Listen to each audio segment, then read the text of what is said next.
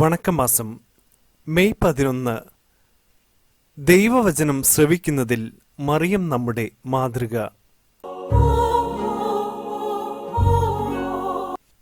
വചനം: മറിയം പറഞ്ഞു, ഇതാ കർത്താവിന്റെ ദാസി, നിന്റെ വാക്ക് എന്നിൽ നിറവേറട്ടെ. അപ്പോൾ ദൂതൻ അവളുടെ മുൻപിൽ നിന്ന് മറഞ്ഞു.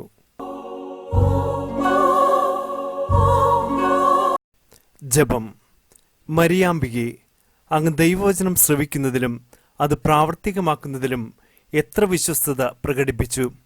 നിന്റെ വചനം പോലെ എന്നിൽ ഭവിക്കട്ടെ എന്ന അങ്ങയുടെ വചസ്സുകളിലൂടെ ഒരു പുതിയ ലോകത്തെ സൃഷ്ടിച്ചു. നാഥേ, ഞങ്ങളും ദൈവവചനം ശ്രവിക്കുന്നതിനും അതനുസരിച്ച് ജീവിതം നയിക്കുന്നതിനും വേണ്ട അനുഗ്രഹങ്ങൾ നൽകണമേ. ഞങ്ങൾ ദൈവവചനം പലപ്പോഴും താല്പര്യമില്ലാതെ കേൾക്കുകയും പ്രാവർത്തികമാക്കാതിരിക്കുകയും ചെയ്തിട്ടുണ്ട്. അതിനെക്കുറിച്ച് ഞങ്ങൾ മനസ്തപിക്കുന്നു. ഞങ്ങളുടെ ഭാവി ജീവിതം അങ്ങേ ദിവ്യകുമാരൻ്റെ രക്ഷാകരമായ വചനങ്ങൾക്ക് അനുസൃതമായി ജീവിച്ചു കൊള്ളാമെന്ന് പ്രതിജ്ഞ ചെയ്യുന്നു. ഞങ്ങളുടെ ബലഹീനതയെ പരിഹരിക്കണമേ. എത്രയും ദയുള്ള മാതാവേ, അങ്ങേ സങ്കേതത്തിലോടി വന്ന് അങ്ങേ സഹായം തേടി അങ്ങേ മാധ്യസ്ഥം അപേക്ഷിച്ചവരിൽ ഒരുവനെയെങ്കിലും അങ്ങ് ഉപേക്ഷിച്ചതായി ലോകത്തിൽ കേട്ടിട്ടില്ല എന്ന് ഓർക്കണമേ. കന്യകാവ്രതക്കാരുടെ രാജ്ഞി, ദയുള്ള മാതാവേ, ഈ വിശ്വാസത്തിൽ ധൈര്യപ്പെട്ട് അങ്ങേ തൃപ്പാദത്തിങ്കൽ ഞാൻ അണയുന്നു.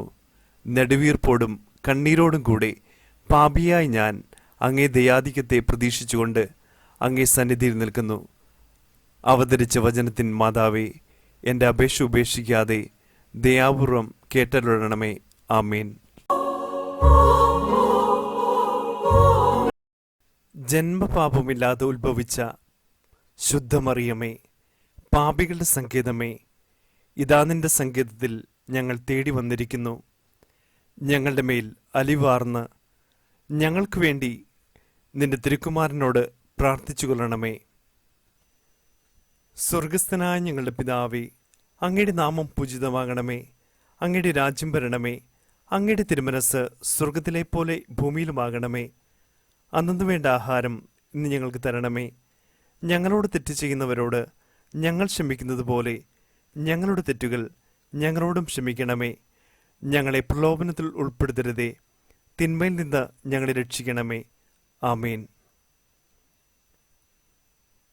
നന്മ നിറഞ്ഞ മറിയമേ സ്വസ്തി, കർത്താവ് അങ്ങയുടെ കൂടെ സ്ത്രീകളിൽ അങ്ങ് അനുഗ്രഹിക്കപ്പെട്ടവളാകുന്നു. അങ്ങയുടെ ഉദരത്തിൻ ഫലമായി ഈശോ അനുഗ്രഹിക്കപ്പെട്ടവനാകുന്നു. പരിശുദ്ധ മറിയമേ, തമ്പുരാൻ്റെ അമ്മേ, പാപികളായ ഞങ്ങൾക്ക് വേണ്ടി ഇപ്പോഴും ഞങ്ങളുടെ മരണസമയത്തും തമ്പുരാനോട് അപേക്ഷിക്കണമേ. ആമേൻ. പിതാവിനും പുത്രനും പരിശുദ്ധാത്മാവിനും സ്തുതി, ആദിലെ പോലെ ഇപ്പോഴും എപ്പോഴും എന്നേക്കും. ആമേൻ.